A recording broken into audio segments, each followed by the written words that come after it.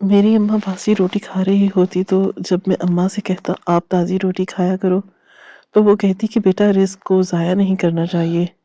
تو میری بیوی کہتی کہ مجھے اماں کی سوچ بہت اچھی لگتی ہے.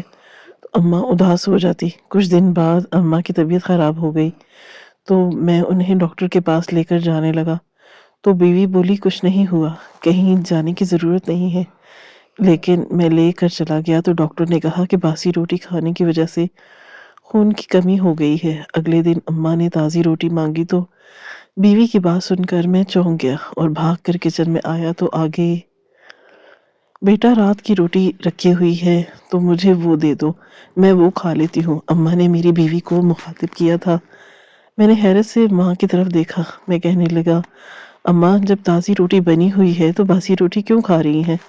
اماں کہنے لگی کہ بیٹا رات کی روٹیاں بچ جاتی ہیں اور پھر وہ ضائع ہو جاتی ہیں. رزق ضائع نہیں کرتے ورنہ اللہ ناراض ہو جاتا ہے اور اس کو کم دیتا ہے، اس لیے میں باسی روٹی کھا لیتی ہوں. اب بچوں کو تو باسی روٹی نہیں کھلا سکتے نا، اور زوبیہ صبح کا ناشتہ ہی نہیں کرتی ورنہ وہ بھی کھا لیتی، اس لیے باقی بچ جاتی ہیں وہ تو میں روٹی کھا لیتی ہوں. اس میں کوئی برائی بھی نہیں ہے. اماں کی عجیب منطق میری سمجھ میں نہیں آئی. مانا کہ روٹی بچ جاتی تھی اور وہ ضائع ہو جاتی تھی، لیکن اس کا مطلب یہ تو نہیں تھا کہ باسی روٹی کھاتی پھرتی رہے جبکہ گھر میں ہر نعمت اور ہر سہولت موجود ہے.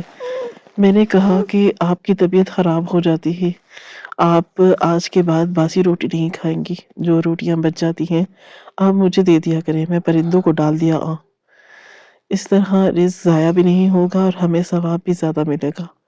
میری فکر دیکھ کر اماں مسکرا دی. کہنے لگی کہ بیٹا شروع سے ہی عادت ہے، جب تم چھوٹے ہوا کرتے تھے اکثر میں باسی روٹی کھا کر گزارا کر لیا کرتی تھی. کبھی کبھی تو تمہارے ابا اور تمہاری روٹی جو تم پہلے چھوڑ دیتے تھے وہ بھی میں کھا لیا کرتی تھی اور اللہ کا شکر ادا کیا کرتی تھی.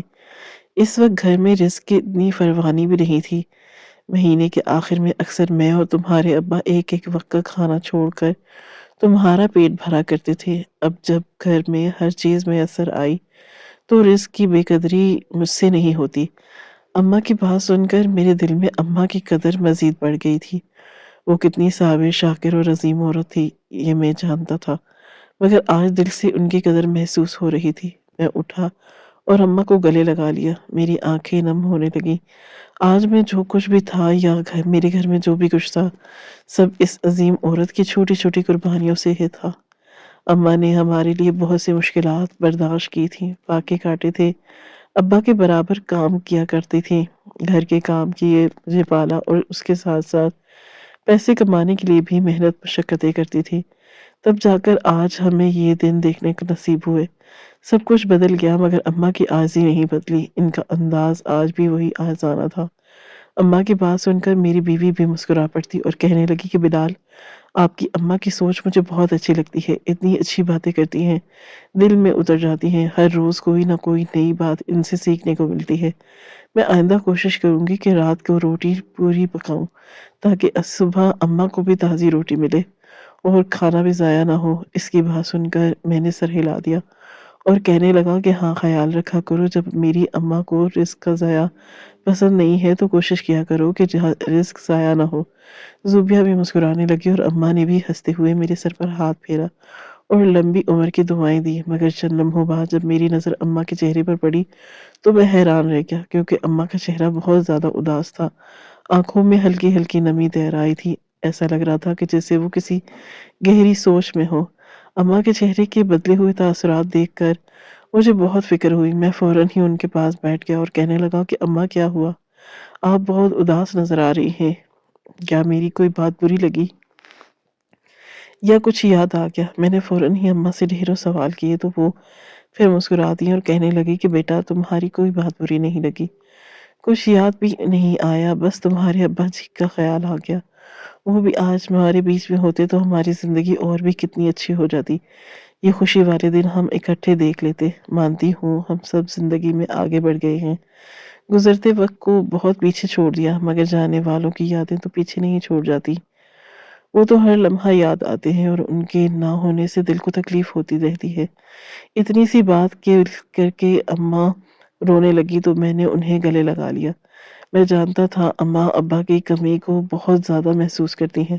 میں کوشش کیا کرتا تھا کہ اماں کو زیادہ سے زیادہ خوش رکھوں۔ میں اماں کو تسلی اور دلاسا دینے کے بعد اپنے کمرے میں چلا گیا۔ کچھ دن بغیر عافیت گزر گئے، لیکن ایک دن جب میں دیر سے گھر آیا تو اماں کے کمرے سے کراہنے کی آواز آ رہی تھی۔ میں نے آفس بیگ وہیں پر پھینکا اور فوراً اماں کے کمرے میں گیا۔ اماں بستر پر پڑی ہوئی تھی اور ان کے منہ سے کراہنے کی آوازیں نکل رہی تھی۔ ایسا لگ رہا تھا کہ جیسے وہ کسی شدید تکلیف میں ہو۔ میں فوراً ان کے پاس پہنچا اور ان کا ہاتھ پکڑا۔ اماں کیا ہوا آپ کو؟ بتائیں مجھے، کیا آپ کی طبیعت خراب ہے؟ ان کے ماتھے کو ہاتھ لگایا تو وہ بے حد ٹھنڈی ہو رہی تھی۔ اماں کہنے لگی کہ بیٹا میری طبیعت بالکل ٹھیک نہیں ہے، سینے میں اور معدے میں شدید درد ہو رہا ہے۔ ایسا لگ رہا ہے کہ جیسے یہ درد میری جان لے کر چھوڑے گا۔ میں نے کہا کہ اماں کچھ نہیں ہوتا، میں ابھی آپ کو ڈاکٹر کے پاس لے جاتا ہوں اور آپ ٹھیک ہو جائیں گی۔ وہیں بیٹھے بیٹھے میں نے زوبیہ کو آواز دی۔ مجھے اس پر شدید غصہ آیا۔ میری اماں اتنی تکلیف میں تھی، در سے کراہ رہی تھی اور وہ بے خبر تھی۔ زوبیہ فوراً ہی اماں کے کمرے میں آئی اور اماں کو دیکھتے ہی فوراً اماں کی جانب لپکی۔ کہنے لگی کہ اماں آپ کو کیا ہوا؟ کیا آپ کی طبیعت خراب ہے؟ میں نے غصے بھری نظروں سے اس کی طرف دیکھا مگر اسے کچھ کہا نہیں، البتہ میرے چہرے کے تاثرات سے وہ سمجھ چکی تھی۔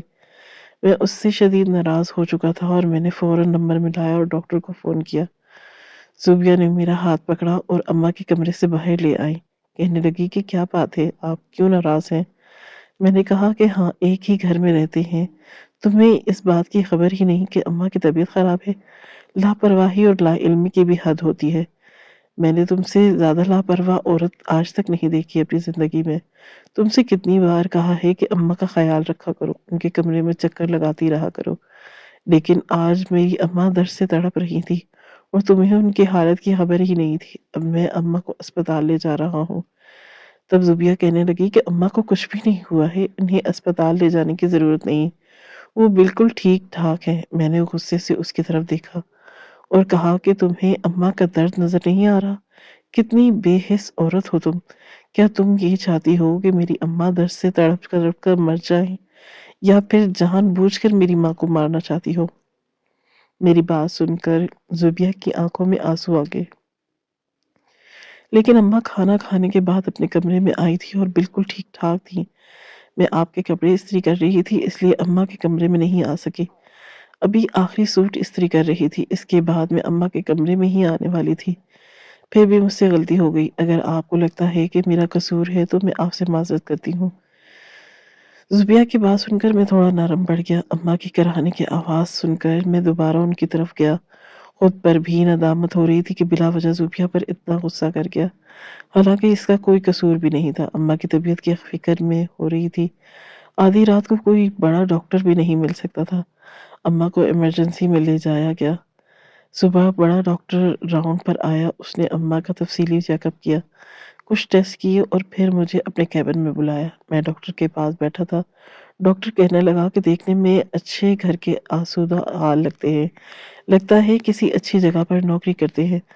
میں نے اس بات میں سر ہلا دیا اور کہا کہ جی، میری بینک میں نوکری ہے اور میری تنخواہ بہت اچھی ہے، ہمارے گھر میں کسی چیز کی کمی نہیں ہے، خدا کا لاکھ لاکھ شکر ہے۔ تب ڈاکٹر کہنے لگے اگر کسی چیز کی کمی نہیں ہے تو ماں کی ایسی حالت میں کیوں پہنچایا؟ غذائی کمی کی وجہ سے ان کی طبیعت خراب ہوئی ہے، باسی کھانے کے سبب ان کا معدہ بالکل کمزور ہو گیا ہے، اب وہ کوئی بھی سخت یا ٹھوس غذا برداشت نہیں کر سکتی۔ مائیں ہمارے لیے بہت قربانیاں دیتی ہیں، بہتر ہے کہ آپ اپنی ماں کو بہت زیادہ خیال رکھیں، نہ جانے ان کی کتنی زندگی باقی ہے، اس کے بعد ساری زندگی آپ نے اکیلی ہی گزارنی ہے۔ ڈاکٹر کے پاس بیٹھا میں شرم سے پانی پانی ہو گیا۔ کہنے لگا ڈاکٹر صاحب، ماں کو باسی روٹی کھانے کی عادت ہے، جتنا مرضی اصرار کر لو وہ تازہ روٹی نہیں کھاتی، اگر کچھ کہہ بھی دو تو آگے سے ہمارے بچپن کے حوالے دینے لگتی ہیں۔ ڈاکٹر شاید میری بات سمجھ چکا تھا، کہنے لگا کہ آپ کی ماں کی صحت اب ایسی نہیں ہے کہ وہ باسی روٹی ہضم کر سکے یا اس طرح کی کوئی ٹھوس غذا برداشت کر سکے، بہتر ہے کہ ان کے کھانے پینے کا خیال رکھے۔ میں کچھ میڈیسن لکھ کر دے رہا ہوں، ان کی طبیعت بہتری آ جائے گی، لیکن وہ مکمل طور پر ٹھیک نہیں ہوگی۔ ڈاکٹر کی بات میں نے غور سے سنی، اس کی دی گئی تمام ہدایات پر غور کیا اور ان کی پرچی لے کر اماں کو لے کر گھر آ گیا۔ گھر آنے کے بعد میں نے خود اپنے ہاتھوں سے ماں کو دبایا۔ زوبیہ بھی ہمارے پاس کھڑی رہی۔ میں نے اماں سے کہا، آج کے بعد آپ باسی روٹی نہیں کھائیں گی۔ آپ کی طبیعت بہت خراب ہے اور ڈاکٹر نے سختی سے آپ کو کوئی ٹھوس یا باسی چیز کھانے سے منع کیا ہے۔ زوبیہ تم ایسا کرو کہ اماں کے لیے کھانے میں کچھ ہلکا پھلکا بنا دو۔ گھر کے کام زیادہ ہوتے ہیں، اس لیے میں کسی نوکرانی کا بندوبست کر دیتا ہوں، وہ صفائی اور برتن وغیرہ کا کام کر لیا کرے گی۔ تم بس کھانا بنایا کرو اور اماں کا خیال رکھا کرو۔